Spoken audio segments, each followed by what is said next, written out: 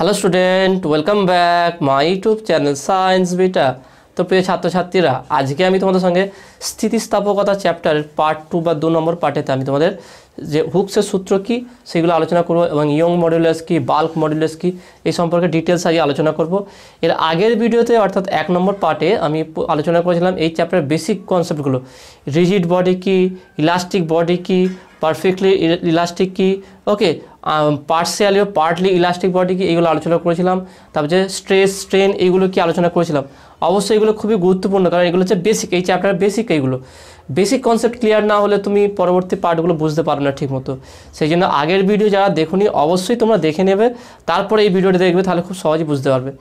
আজকে আমি তোমার সাথে আলোচনা করব হুকস ল, তারপরে হচ্ছে আলোচনা করব ইয়ং মডুলাস কি, বাল্ক মডুলাস কি, এগুলো সবই আলোচনা করব। ওকে, তো তোমরা হেডিং দাও হুকস ল। হুকস ল কি?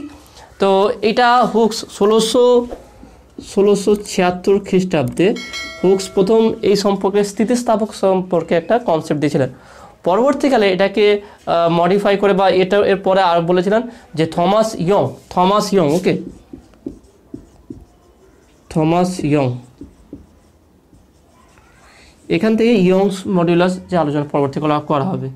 তো প্রথমে এটা উদ্ভাব করা হয়েছিল 1676 খ্রিস্টাব্দে, যে হচ্ছে সায়েন্টিস্ট আমাদের হুকস, ওকে, বিজ্ঞানী হুকস বলেছিলেন। পরবর্তীকালে থমাস ইয়ং এটা নিয়ে আলোচনা করেছেন। অর্থাৎ প্রাইমারি হচ্ছে হুকস প্রথম বলেছেন, তারপরে এটাকে আপডেট করেছিলেন, বলতে পারি আমরা এটাকে আপডেট ভার্সন বলতে পারি, সেটাকে দিয়েছে থমাস ইয়ং। তো প্রথম আমরা হুকস লটা কী বুঝবো, তারপরে পরবর্তীকালে ইয়ং মডুলাস কি সেটাও আলোচনা করব। ওকে, তোমরা হেডিং দাও হুকস ল বা হুকের সূত্র। হুকস ল কি? এর আমরা জানি কি প্রত্যেকটা বস্তুরই একটা স্থিতিস্থাপকের একটা সীমা থাকে, এর আগে ভিডিওটা আলোচনা করেছিলাম। তো স্থিতিস্থাপকের পীড়ন কি, বিকৃতি কি, এটাও আলোচনা করেছিলাম। সেই জন্য অবশ্যই আগের ভিডিও যা দেখুনি অবশ্যই দেখে নেবে। তাহলে হুকস কি বললেন, স্থিতিস্থাপক সীমার মধ্যে, আমি লিখে দিচ্ছি, তারপর এটাকে আমরা এক্সপ্লেন করব। স্থিতিস্থাপক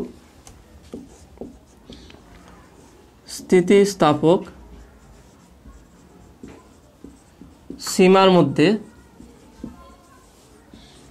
স্থিতিস্থাপক সীমার মধ্যে পীড়ন ও বিকৃতি পরস্পর সমানুপাতিক। ওকে, কি বললাম ভালো? স্থিতিস্থাপক সীমার মধ্যে পীড়ন এবং বিকৃতি পরস্পর সমানুপাতিক। এইটা একটু এখানে বলে দিই, নাহলে এখানে যারা নতুন দেখছে সমস্যা হতে পারে। স্থিতিস্থাপক সীমার মধ্যে বলতে কি, কোনো বস্তুতে পীড়ন যদি দিই, মানে বল প্রযুক্ত করি, তার মধ্যে তার আকার আকৃতির পরিবর্তন ঘটবে, অর্থাৎ একে বিকৃতি বলা হয়। তো আমি যত ইচ্ছা তত বল প্রয়োগ করতে পারবো না। ধরো একটা রাবার আছে, রাবারের দুদিকে আমি বল প্রয়োগ টানলাম, তো এটা বাড়বে।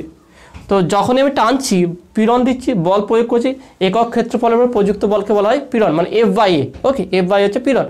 তাহলে যখন আমি পীড়ন দিচ্ছি বা আমি যখন বল প্রযুক্ত করছি, তাহলে ওর মধ্যে কী হচ্ছে, একটা বিকৃতি ঘটে যাচ্ছে। ওকে, ওর আকার আকৃতি পরিবর্তন হচ্ছে, বিকৃতি ঘটছে। এবার আমি কত বল প্রয়োগ করব? যত ইচ্ছা তত বল প্রয়োগ করতে পারি না। যত ইচ্ছা তত বল প্রয়োগ করলে তাহলে এটা ছিঁড়ে যেতে পারে বা ভেঙে যেতে পারে যদি অন্য বস্তু হয়। তা সেখানটায় কি পীড়নের একটা অবশ্য সীমা থাকতে হবে। স্থিতিস্থাপক যে হবে বস্তুরা, তার একটা লিমিট থাকতে হবে। সেই জন্য বলা হচ্ছে কি, স্থিতিস্থাপক সীমার মধ্যে পীড়ন ও বিকৃতি পরস্পর সমানুপাতিক হবে। ওকে, সমানুপাতিক অর্থাৎ পীড়ন সমানুপাতিক বিকৃতি। একদম ইজিভাবে বোঝার চেষ্টা করো, একদম কোনো এটা ওটা যখন এটা বুঝবো অন্য কিছু ভাববো না যে না এটাই হবে, স্যারের পরবর্তী এটা বলবে, কোনো দরকার নেই। যেটা বলা হচ্ছে সেইটার উপর ফোকাস রাখবে ভালোভাবে, সেইটা ভালো করে বোঝার চেষ্টা করবে, ব্যাস, তাহলেই যথেষ্ট হয়ে যাবে। এর পরবর্তী পার্ট বা তোমার মনে যে কোশ্চেন আসছে হয়তো পরে আমি সেটা বলে দেবো। ওকে, সেই জন্য যেটা বলছি সেটার দিকে ফোকাসটা ভালো করে রেখো। তো পীড়ন সমানুপাতিক বিকৃতি, এইটা হচ্ছে সূত্র, হুকসের সূত্র বললাম। মানে বা বলতে পারি পীড়ন যদি সমান নিয়ে আসতে ইকুয়াল টু একটা ধ্রুবক থাকবে, ধ্রুবক ইন্টু বিকৃতি। তাহলে বা পীড়ন বাই বিকৃতি ইকুয়াল টু ধ্রুবক। বা কনস্ট্যান্ট বলতে পারি। ওকে, তাহলে পীড়ন বাই বিকৃতি আমরা কী পেলাম? একটা কনস্ট্যান্ট বা একটা ধ্রুবক পেলাম। একে বলে, এই ধ্রুবকটাকে আমি যদি কে বলি বা এই ধ্রুবকের কী নাম হবে বা কী মান হবে, কী লেটার দ্বারা চিহ্নিত করবো, এটা পরবর্তীতে আমি তোমাদের বলবো একটু পরে। তো আমরা এটা এখান থেকে বুঝলাম, হুকসের সূত্রতে বুঝলাম কি হুকস কী বললেন, যে স্থিতিস্থাপক সীমার মধ্যে অবশ্যই যে কোনো বস্তু তার একটা লিমিটেশন রাখতে হবে, মানে যা ইচ্ছা বল প্রয়োগ করলে হবে না, একটা স্থিতিস্থাপক সীমা থাকবে, তার মধ্যে যদি বল প্রযুক্ত করে বস্তুর মধ্যে পীড়নের সৃষ্টি করি, তাহলে ওই বস্তুর মধ্যে কী হবে? বিকৃতি ঘটবে। তাহলে এই যে পীড়ন আর বিকৃতি কী হবে? পরস্পর সমানুপাতিক হবে, অর্থাৎ যত বল প্রয়োগ করব, যতটা পীড়ন দেবো, সেই হিসাবে সেই অনুপাতে বিকৃতিটাও ঘটবে সেটা। তাহলে পীড়ন আর বিকৃতি পরস্পর সমানুপাতিক, অর্থাৎ পীড়ন প্রপোর্শনাল টু বিকৃতি, তাহলে ইকুয়াল টু ধ্রুবক ইন্টু বিকৃতি, তাহলে পীড়ন বাই বিকৃতি ইকুয়াল টু ধ্রুবক হবে। এইটা যে হুকের সূত্র। এবার এই ধ্রুবককে বলা হয় কি? Modulus of elasticity. Modulus of elasticity.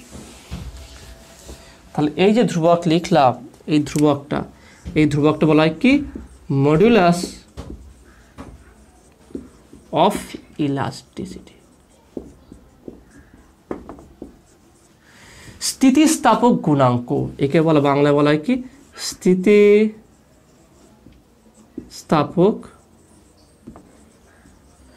গুণাঙ্ক। ওকে, স্থিতিস্থাপক গুণাঙ্ক বলা হয়। তাহলে পীড়ন বাই বিকৃতির এদের অনুপাতকে বলা হয় কি?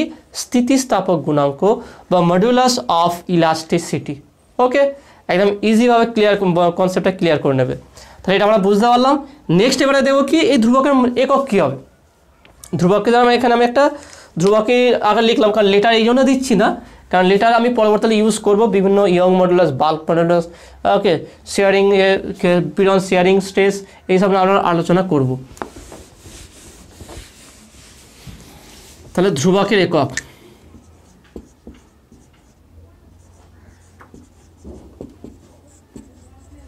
সমান পীড়নের একক বাই বিকৃতির একক। এবার আমরা জানি, এর আগে ভিডিও আলোচনা করেছেন যে বিকৃতি কোনো একক হবে না, কারণ এটা সমজাতীয় রাশির অনুপাত, তাহলে ইউনিটলেস এবং ডাইমেনশনলেস কোয়ান্টিটি বিকৃতিটা, তাহলে এর কোনো একক নেই। পীড়নের একক আছে। পীড়নটা আমি কী বলছিলাম? পীড়নটা হচ্ছে F/A, শর্টকাট এখানে লিখে দাম, এটা হচ্ছে স্মল l/L। ওকে, এটা দিলাম। তো পীড়নের একক হচ্ছে কি? F/A এককটাই হবে। তাহলে SI পদ্ধতিতে স্থিতিস্থাপক ধ্রুবকের একক, স্থিতিস্থাপক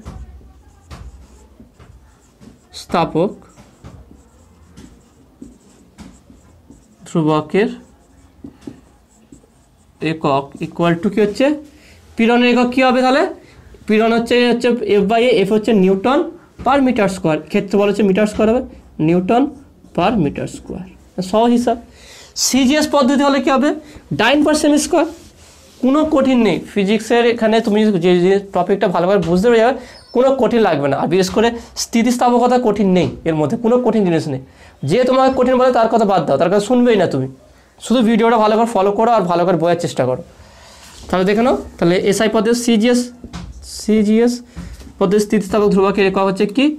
আমার ডাইন পার সেমি স্কোয়ার। ওকে, ডাইন পার সেমি স্কোয়ার হয়ে গেল। তার মানে অর্থাৎ এখান থেকে কী বুঝতে পারলাম? যে কোনো স্থিতিস্থাপক ধ্রুবক, সেটা ইয়ং মডুলাস হতে পারে, বাল্ক মডুলাস হতে পারে, যে কোনো স্থিতিস্থাপক ধ্রুবক যদি হয়, তার একক মাত্রা কার সঙ্গে সমান হবে? পীড়নের সঙ্গে। যেহেতু আমার বিকৃতির কোনো একক নেই, তাহলে মাত্রা কী হবে? তাহলে মাত্রা স্থিতিস্থাপক গুণাঙ্কের মাত্রা, স্থিতিস্থাপক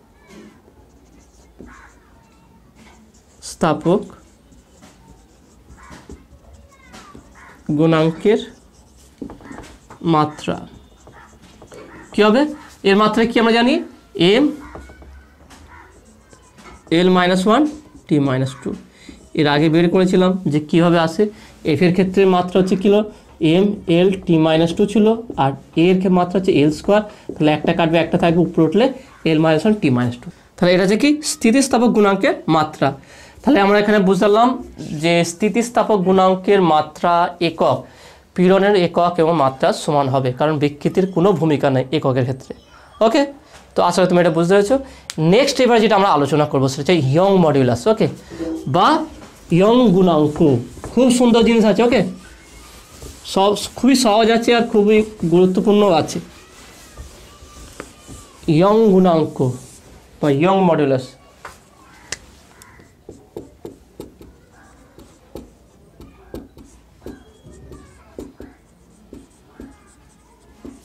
বা Young modulus, young modulus. Young modulus বা ইয়ং গুণাঙ্ক কি? প্রত্যেকটার নাম যে চেঞ্জ হয় না ধ্রুবকের বা গুণাঙ্কে, সেটা তার প্রযুক্ত বলের উপর কীভাবে বিকৃতি ঘটছে তার উপর ডিপেন্ড করে। এখানে যে ইয়ং মডুলাসের মেন কনসেপ্টটা সেটা হচ্ছে কি, যে লঞ্জিটিউডিনাল স্ট্রেন আর লঞ্জিটিউডিনাল স্ট্রেস এদের পরিবর্তন, মানে অনুদৈর্ঘ্য বিকৃতি আর অনুদৈর্ঘ্য পীড়ন এদের যে পরিবর্তন হচ্ছে, সেই কারণে নামটা এর হচ্ছে। সেটা কি অনুদৈর্ঘ্য বিকৃতিটা কি সেটা আমরা দেখব।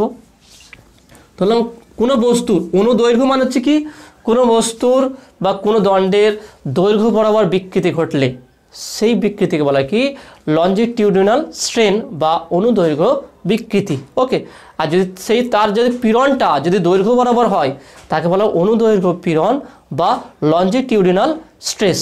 ওকে, তাহলে সেটা কি দেখা যাক। ধরলাম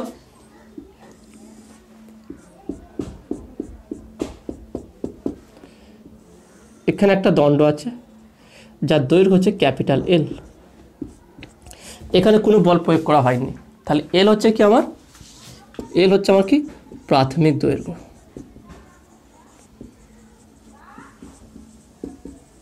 ওকে, এবারে আমি একটা করলাম কি, এখানে একটা কোনো ওজন বা ভার একটু মানে ঝুলিয়ে দিলাম, একটা দণ্ড ছিল তার সঙ্গে আমি একটা ভার ঝুলিয়ে দিলাম, তাহলে এটা কি এর দৈর্ঘ্য বৃদ্ধি পারবে, তাহলে এর দৈর্ঘ্য বাড়লো।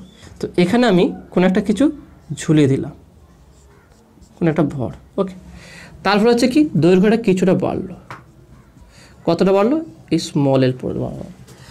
তাহলে ভর যুক্ত বল প্রযুক্ত, তাহলে এদিকে আমি একটা বল প্রযুক্ত করেছি, তাহলে বল প্রযুক্ত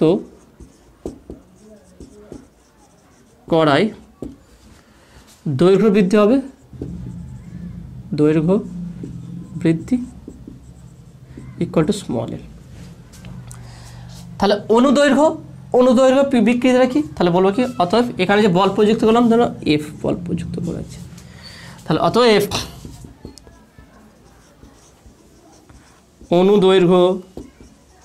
অনুদৈর্ঘ্য বিকৃতি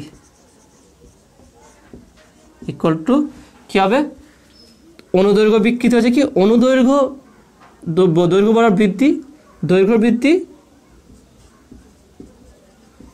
বৃদ্ধি বাই প্রাথমিক দৈর্ঘ্য, অর্থাৎ small L by capital L. তাহলে এটা হচ্ছে কি অনুদৈর্ঘ্য বিকৃতি। এবার অনুদৈর্ঘ্য পীড়ন কি, একক ক্ষেত্রফল, ধরলাম একক ক্ষেত্রফলের এফ বল প্রযুক্ত করা হয়েছে, তাহলে বলতে পারি বা এ ক্ষেত্রফলের উপর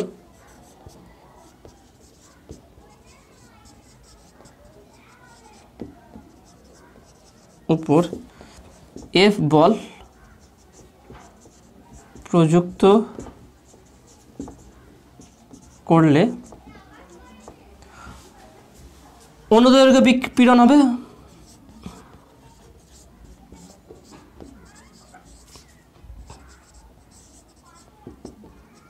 ইকুয়াল টু এফ বাই এ।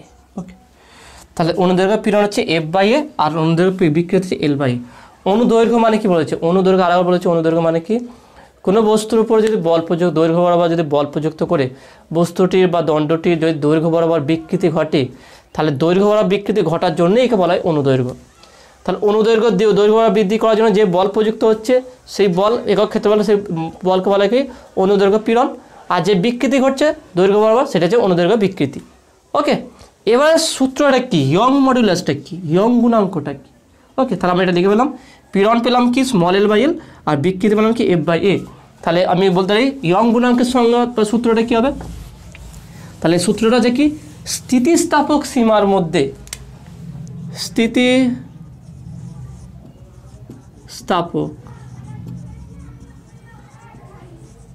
সীমার মধ্যে, স্থিতিস্থাপক সীমার মধ্যে অনুদৈর্ঘ্য পীড়ন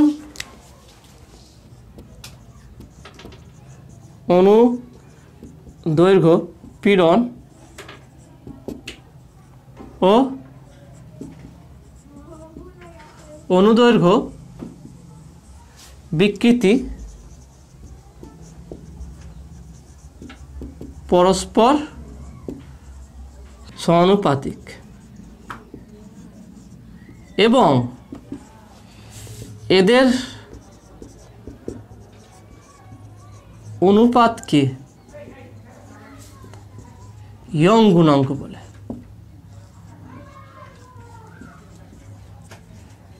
ইয়ং গুণাঙ্ক বলে। ওকে, তাহলে কি লিখলাম দেখে নাও।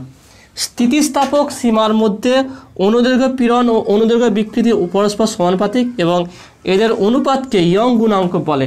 বা এটা আমি এভাবে বলতে পারি, স্থিতিস্থাপক সীমার মধ্যে অনুদৈর্ঘ্য পীড়ন এবং অনুদৈর্ঘ্য বিকৃতির অনুপাতকে ইয়ং গুণাঙ্ক বলে। এইভাবে বললে হবে বা এটা বললে হবে। ওকে, এটাও যথেষ্ট।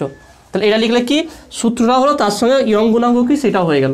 তার মানে যেটা বললাম তাহলে সেটা ম্যাথমেটিকে কী করে দেখাবো দেখো না। এখানে লিখে দিই ইয়ং গুণাঙ্ককে, পয়েন্ট দিয়ে একটা, ইয়ং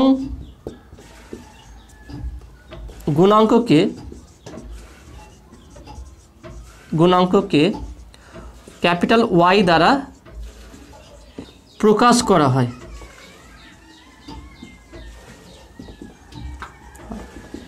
তার মানে দেখে নাও সূত্রটা কী বললাম, সূত্রের সঙ্গে ভালোভাবে মেলা কথা। তার মানে বলতে পারি অতএব ওয়াই ইকুয়াল টু অনুদৈর্ঘ্য পীড়ন লিখে দিচ্ছি একবার, অনুদৈর্ঘ্য পীড়ন ডিভাইডেড বাই অনুদৈর্ঘ্য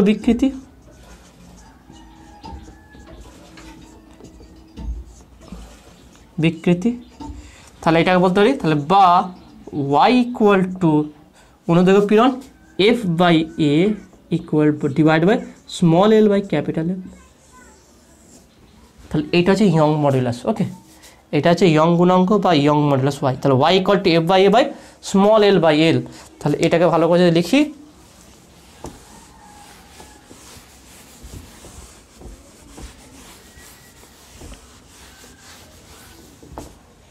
তাহলে এখানে কী হবে, তাহলে বা y equal to f into l by small l into a। ঠিক আছে, এটাও বলতে পারো, এটাও বলতে পারো। f ইন্টু l মানে বল ইন্টু প্রাথমিক দৈর্ঘ্য, l স্মল l হচ্ছে কতটা দৈর্ঘ্য বৃদ্ধি পেয়েছে ইন্টু a ক্ষেত্রফল। তাহলে এইটা হচ্ছে আমার ইয়ং গুণাঙ্কের সূত্র, বা y equal to fl by l into small l। Okay, তো আসলে তুমি এটা বুঝতে পারছো। তাহলে এখানে ইয়ং গুণাঙ্কের একক বা মাত্রা কী হবে, সেম একদম। ইয়ং গুণাঙ্কের একক মাত্রা কার সঙ্গে সমান হবে, পীড়নের সঙ্গে সমান হবে। অর্থাৎ অনুদৈর্ঘ্য পীড়নের যা একক, যা মাত্রা, ইয়ং গুণাঙ্কের একক এবং মাত্রা সেম হবে। অর্থাৎ ওয়াইয়ের একক কী হবে, এসআই পদ্ধতি লিখি, এসআই পদ্ধতিতে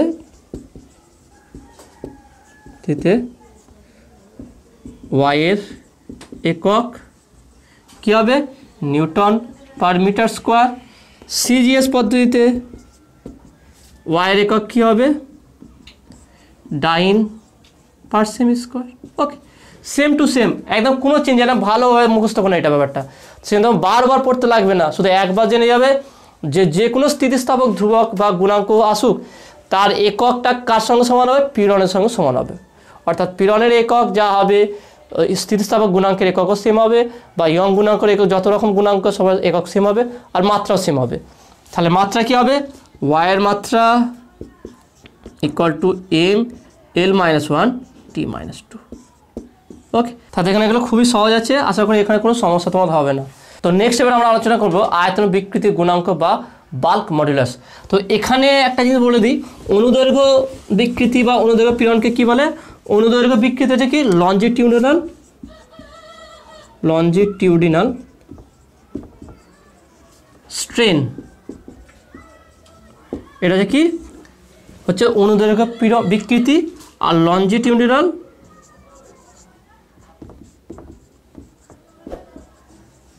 স্ট্রেস এটা হচ্ছে কি অনুদৈর্ঘ্য পীড়ন। ওকে, এটা হচ্ছে অনুদৈর্ঘ্য পীড়ন, এটা হচ্ছে অনুদৈর্ঘ্য বিকৃতি। নেক্সট যেটা আলোচনা করবো সেটা হচ্ছে কি বাল্ক মডুলাস। তার আগে একটা কোশ্চেন তোমাদের বলছি, এটা তোমরা অবশ্যই করবে, যে কোনো তামার, ধরো একটা রড বলতে তামা বা লোহা বা তামা লিখলাম, তামার ইয়ং গুণাঙ্ক, তামার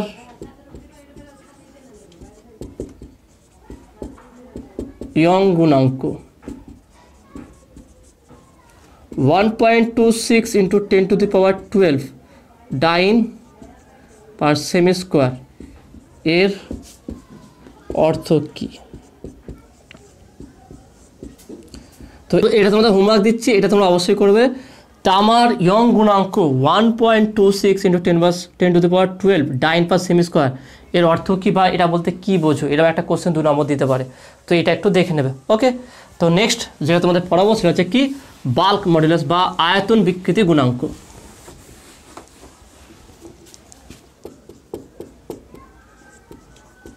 আয়তন বিকৃতি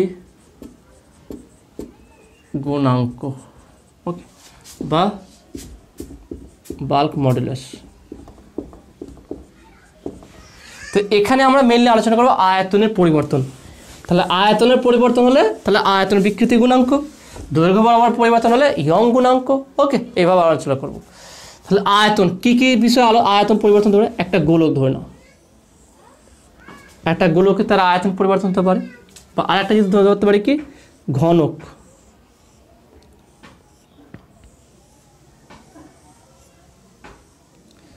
তাহলে এখানে বল প্রযুক্ত করলে আয়তনের পরিবর্তন হতে পারে। তাহলে কোনো বস্তুর বল প্রয়োগ করে তার যদি আয়তনের পরিবর্তন হয়, তা সেটা হচ্ছে আয়তন বিকৃতি। আর যদি তার পীড়ন, এর ক্ষেত্রে যে পীড়ন বা যে বল প্রযুক্ত হবে সেই ক্ষেত্রফল, বল বাই ক্ষেত্রফলকে বলা হয় কি আয়তন পীড়ন। তাহলে আয়তন বিকৃতি কী হবে দেখো, প্রথম ধরো ভি হচ্ছে আমার প্রাথমিক আয়তন, এবার এটাকে বল প্রয়োগ করে একটু বাড়ানো হলো, তাহলে কতটা আয়তন বাড়লো সেটা ধরলাম স্মল ভি পরিমাণ আয়তন বেড়েছে। তাহলে প্রাথমিক আয়তন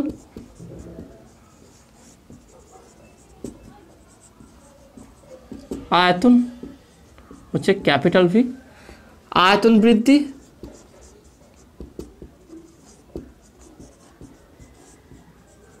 ইকুয়াল টু স্মল ভি। তার মানে বল প্রযুক্ত করার ফলে আমার স্মল ভি পরিমাণে আয়তন বৃদ্ধি পেয়েছে। তাহলে এখানে আয়তন বিকৃতিটা কত হয়েছে, তাহলে অতএব আয়তন বিকৃতি, আয়তন বিকৃতি equal to small V by capital V. একই হিসাব, যেই পরিমাণ আয়তন বৃদ্ধি পেয়েছে সেই আয়তন ডিভাইডেড বাই তার প্রাথমিক আয়তন। যেমন দৈর্ঘ্যের ক্ষেত্রে যেই পরিমাণ দৈর্ঘ্য বৃদ্ধি পেয়েছে সেই দৈর্ঘ্য ডিভাইড বাই প্রাথমিক দৈর্ঘ্য, একইভাবে এখানটায় বল প্রয়োগ করে এরও আয়তন বৃদ্ধি হতে পারে।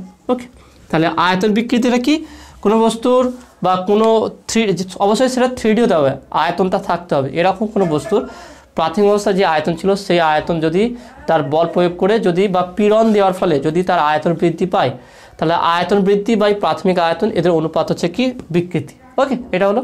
এবার ধরুন এখানে এফ বল, এ ক্ষেত্রফলের উপর, এ ক্ষেত্রফলের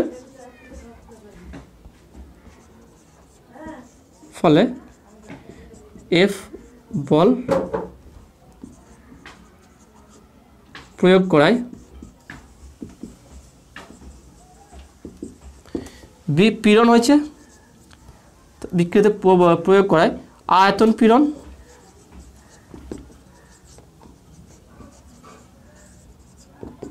আয়তন পীড়ন কী হবে সেটা আমি লিখলাম এফ বাই এ। এখানে সাধারণত যখন আমি ভিতর থেকে ধরো আমি তো বাইরে থেকে চাপ দিয়ে বা বল প্রয়োগ করে এটাকে আয়তন বৃদ্ধি করতে পারবো না, এটা ভিতর থেকে করতে হবে।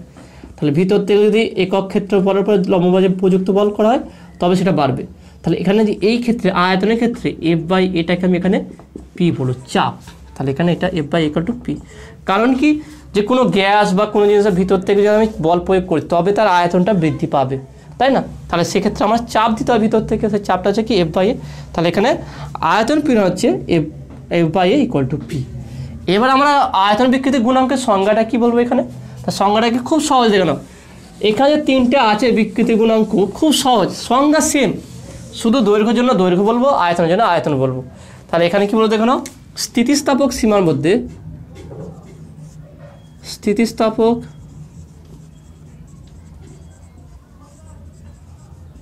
সীমার মধ্যে, স্থিতিস্থাপক সীমার মধ্যে হচ্ছে কি আয়তন পীড়ন এবং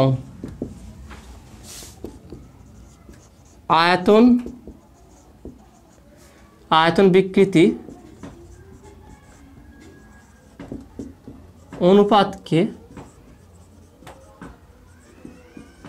অনুপাতকে আয়তন বিকৃতি গুণাঙ্ক বলা হয়।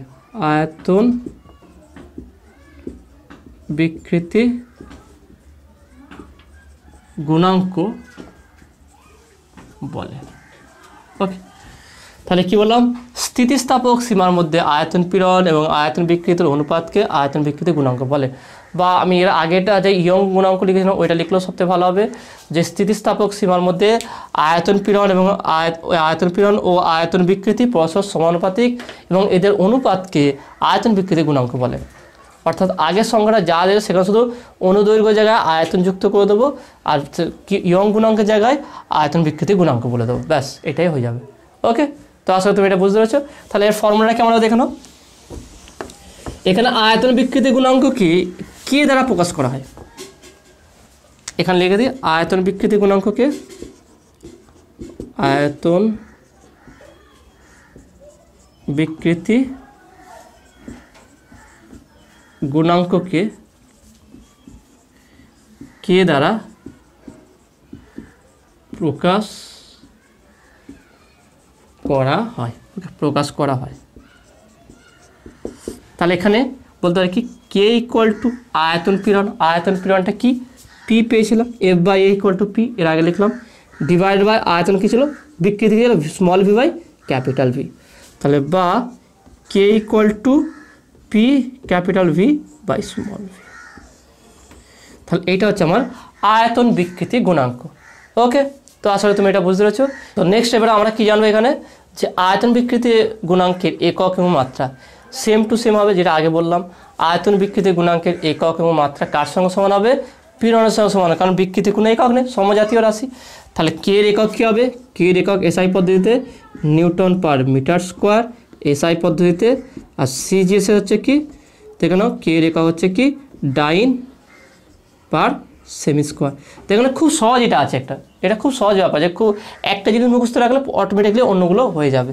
আর মাত্রা কী হবে, কে এর মাত্রা সেটা হচ্ছে কি M L minus 1 T minus 2। 2-3 বার প্র্যাকটিস করে অটোমেটিকলি সব তোমার মুখস্থ হয়ে যাবে। ওকে, তো আসলে তুমি এটা বুঝতে পারছো। এখানে আর একটা বিষয় আছে, সেটা হচ্ছে সংনম্যতা, ওকে, বা কম্প্রেসিবিলিটি। এটা একটু গুরুত্বপূর্ণ আছে, এটা ভালো করে বোঝার চেষ্টা করো। খুব সহজ আছে, এটা কোনো টেনশনের ব্যাপার নেই, কোনো বিষয় চিন্তা করবে না, যেটা পড়াচ্ছি সেইটা যদি বুঝতে পারো তোমার জন্য এইটাই যথেষ্ট হয়ে যাবে। তাহলে কম্প্রেসিবিলিটিটা কি,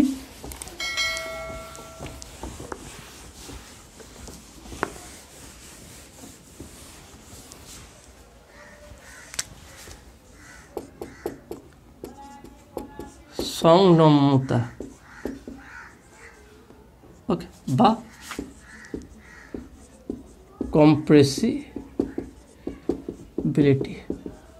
কম্প্রেসিবিলিটি বা সংনম্যতা। এই জিনিসটা কি দেখবে, আমাদের যদি আমি দেখাই তোমাদের, ধরো একটা কঠিন বস্তু আছে, একটা জায়গায় কোনো তরল বস্তু আছে, আর একটা চেম্বারে ধরলাম কিছু গ্যাস আছে। এবারে বলো কোথায় অল্প বল প্রয়োগ করে তার আয়তনের পরিবর্তন বেশি হবে। সাধারণত কঠিনে দেখবে আর তরলের ক্ষেত্রে, এই দুটোর ক্ষেত্রে বল প্রয়োগ করে এর আয়তনের বেশি কিছু পরিবর্তন হয় না, অর্থাৎ আয়তন বিকৃতি বেশি হয় না। তাহলে এর ক্ষেত্রে কী হচ্ছে, যে আয়তন গুণাঙ্ক বা বাল্ক মডুলাস আয়তন বিকৃতি গুণাঙ্ক এটা খুব বেশি হয়। ওকে, কারণ বলো তো, আমি দেখে নাও, আমরা জানি কি আয়তন বিকৃতি গুণাঙ্ক, যে কোনো গুণাঙ্ক নিই, কে দিলাম, কে ইকুয়াল টু কী দিলাম, পীড়ন বাই বিকৃতি। ওকে, তাহলে এক্ষেত্রে কি বললাম কি, যে কঠিন আর তরলের ক্ষেত্রে যদি বেশি বল প্রয়োগ করি এর আয়তন বিকৃতি খুব কম হয়। তাহলে এইটা বেশি হচ্ছে, এটা কম হচ্ছে, তাহলে অটোমেটিকলি আয়তন বিকৃতি গুণাঙ্ক বাড়বে না কমবে। এইটা যদি বাড়ায় আয়তন, ভালো করে বুঝে নাও, আমি যদি কঠিন বা তরল কঠিন বস্তুর ক্ষেত্রে দেখলাম, এর সঙ্গে কম্পেয়ার করে, যে কঠিন বস্তুর মধ্যে যদি আমি বল প্রযুক্ত করি, বল বাড়াই অর্থাৎ চাপ বাড়াই, তার বিকৃতি তুলনামূলকভাবে অনেক কম হয়। তাহলে বিকৃতি কম পীড়ন বেশি, তাহলে কে এর মান বাড়বে না কমবে? অবশ্যই বাড়বে, কারণ পীড়ন সঙ্গে এটা কি সমানুপাতিক আছে। তাহলে এক্ষেত্রে কী হবে, আমার আয়তন বিকৃতি গুণাঙ্কের মান বেড়ে যাবে, বেশি হবে। আর বলে এটা ভালো করে কথা লিখেছে, কারণ এটা গুরুত্বপূর্ণ আছে, এটা জানতে হবে, কারণ এখান থেকে কোশ্চেন আসে সংনমতা ব্যাপারে। তাহলে এখানে বলতে পারি কি, সাধারণত কঠিন এবং তরল বস্তুতে বেশি বল প্রয়োগ করেও বিকৃতি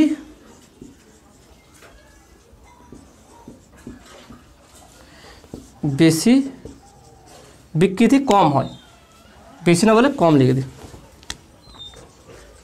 কম হয়। অর্থাৎ কঠিন ও তরল বস্তুর আয়তন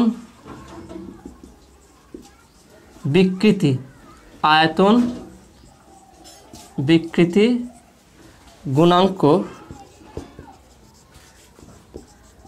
গুণাঙ্কের মান বেশি হবে। ওকে, দেখুন ভালো করে যে এটা আরেকবার বলেছে, মানে পুরো তোমার মধ্যে হয়তো অনেক কটা কোশ্চেন জাগতে পারে, তো তার অ্যান্সার তুমি পেয়ে যাবে। সাধারণত আমরা জানি কঠিন এবং তরলের বস্তুতে বেশি বল প্রয়োগ করেও আমরা বিকৃতি বেশি পাই না। অর্থাৎ এক্ষেত্রে যেহেতু বিকৃতি কম হয়, পীড়ন বেশি হলেও সে তাই হচ্ছে কি, তাহলে এখানে বলতে পারি কি, তাহলে বস্তুর আয়তন বিকৃতি গুণাঙ্কের মান কী হবে, বেশি হবে এক্ষেত্রে। কিন্তু এর তুলনায় যদি গ্যাসের ক্ষেত্রে দেখো না, গ্যাসের ক্ষেত্রে কি অল্প বল প্রয়োগ করলে কী হবে, এর আয়তনটা বেড়ে যাচ্ছে, তার মানে আয়তন বিকৃতি বেশি ঘটে যাচ্ছে। বলতে পারি অন্যদিকে গ্যাসের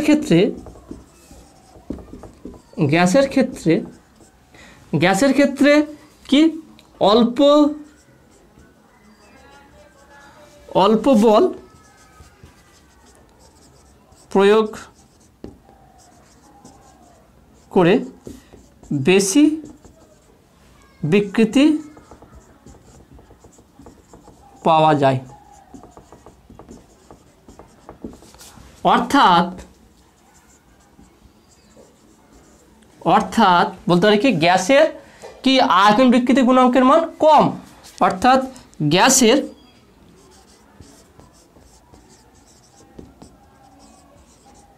আয়তন বিকৃতি গুণাঙ্ক বা বাল্ক মডুলাস গুণাঙ্কের মান কম। তার মানে আমি যদি বলি কঠিন, তরল এবং গ্যাস এই তিনটের মধ্যে যদি একই বল প্রয়োগ করা হয়, তা কার বিকৃতি বেশি ঘটবে, গ্যাসের। তাহলে গ্যাসের বেশি বিকৃতি ঘটলে এর বাল্ক মডুলাস কী হবে, কম হবে। কঠিনের ক্ষেত্রে কি কম বিকৃতি ঘটবে, তাহলে এর বাল্ক মডুলাস বেশি হবে। ওকে, তাহলে এখানে বুঝতে পারলাম কি, কঠিন আর তরলের বস্তুর বাল্ক মডুলেশন বা আয়তন বিকৃতির গুণাঙ্ক সাধারণত গ্যাসের তুলনায় অনেক বেশি হয়, কারণ এর বিকৃতি বেশি হয় না, গ্যাসের অনেক বিকৃতি বেশি হয়। তা সংনম্যতা কি, যে আয়তন বিকৃতি গুণাঙ্কের অনন্যকে বলা হয় কি সংনম্যতা। ওকে, বা কম্প্রেসিবিলিটি। তাহলে সংনম্যতাটা কি,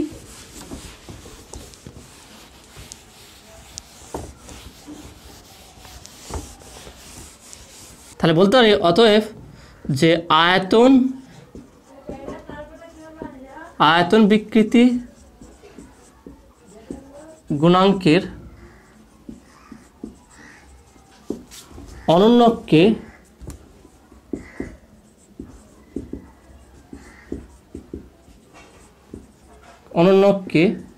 কি বলা হয়, অনন্যকে সংনম্যতা বলা হয়, সংনম্যতা বলা হয়। অর্থাৎ অতএব সংনম্যতা বা কম্প্রেসিবিলিটি, সংনম্যতা বা কম্প্রেসিবিলিটি ইকুয়াল টু 1/k। ওকে, তাহলে 1/k এর মান আমরা কি দেখেছি, p/v/V। তাহলে এটা উপরে উঠে যাবে, তাহলে equal to small V by capital V by P, তাহলে বা সংনম্যতা কী হবে কি small V by P into capital V, এটা হচ্ছে কি সংনম্যতা বা কম্প্রেসিবিলিটি। ওকে, এবার কম্প্রেসিবিলিটি বা সংনম্যতার একক এবং মাত্রা পীড়নের উল্টো, কারণ জাস্ট দেখানো পীড়নটা উল্টে গেছে, পীড়নটা দেখানো বিকৃতিটা উপরে উঠেছে, পীড়নটা নিচের দিকে এসছে, তাহলে এর একক মাত্রা কী হবে সংনম্যতার একক কী হবে, আমরা জানি কি পীড়ন একক নিউটন পার মিটার স্কোয়ার, তাহলে এক্ষেত্রে কী হবে মিটার স্কোয়ার পার নিউটন, এটা হচ্ছে এসআই এর ক্ষেত্রে। সিজিএস এর ক্ষেত্রে কী হবে, সিজিএস এর ক্ষেত্রে এটা হবে কি সেন্টিমিটার স্কোয়ার পার টাইম। ওকে, এটা তাহলে সংনম্যতার একক কী হবে পীড়নের এককের উল্টো হবে। ওকে, তো আশা করি তোমরা এটা বুঝতে পারছো। তাহলে দেখে নাও আজকে তোমাদের সঙ্গে খুবই গুরুত্বপূর্ণ বিষয়গুলো আলোচনা করলাম, হুকস ল আলোচনা করলাম, ইয়ং গুণাঙ্ক এবং বাল্ক মডুলাস কি সেগুলো আলোচনা করলাম। এর মানে পীড়ন কী বলে ভলিউম স্ট্রেস আর ভলিউম স্ট্রেন, অর্থাৎ ভলিউম আয়তন পীড়ন এবং আয়তন বিকৃতি। তো আজকে যেগুলো আলোচনা করলাম সেটা কেমন লাগলো সেটা অবশ্যই তোমরা কমেন্টে জানাবে। নেক্সট ভিডিও এর পরে যেগুলো বাকি আছে সেইগুলো আমরা আলোচনা করবো, যেমন পয়জন অনুপাতটা বাকি আছে ওইগুলো আলোচনা করবো। ওকে, তো আজকে ভিডিও কেমন লাগলো অবশ্যই তোমরা কমেন্টে জানাবে, যদি কোনো ডাউট থাকে সেটাও তোমরা কমেন্টে বলবে। নতুন থাকলে অবশ্যই চ্যানেল সাবস্ক্রাইব করবে এবং পাশে থাকা বেল আইকনটি প্রেস করবে, এবং আমার দ্বিতীয় চ্যানেল এডু অ্যান্ড কেরিয়ারকে তোমরা অবশ্যই সাবস্ক্রাইব করবে এবং পাশে থাকা বেল আইকনটি প্রেস করবে। তো দেখা হবে নেক্সট ভিডিওয়। Have a nice day.